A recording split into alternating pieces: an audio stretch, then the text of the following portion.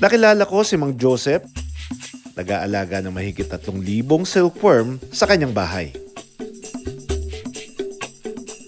Ito lang kinakain nila. Ito lang yung gusto nila. Oo, wala nang iba. Yung mulberry pala, magaspag yung ano, parang isiis, yung dahon ng isiis yung panglinis natin sa probinsya sa mga kaldero. So ito yung gustong kainin ng ating mga larva. Ito lang kinakain nila, wala nang iba.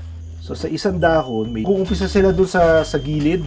Ito sa ganito na dahon, sa gilid ng dahon, kinakain nila isa-isa hanggang sa maubos nila yung buong dahon. Kaya makikita mo, yung isang ganitong dahon, sabi nila 3 times a day sila magpakain.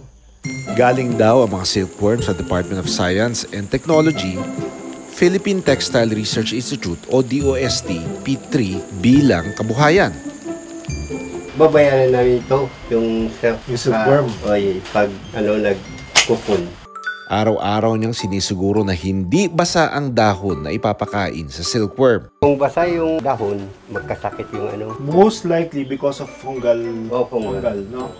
Kasi yung change in color, kapag mataas nga naman yung moisture content ng pinapakain natin, it breeds the growth of fungi, which eventually affects them. So kapag naapektuhan sila, mamatay.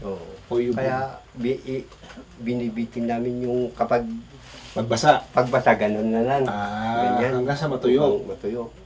400 pesos kada kilo ng kukun ang kita ni Mang Joseph.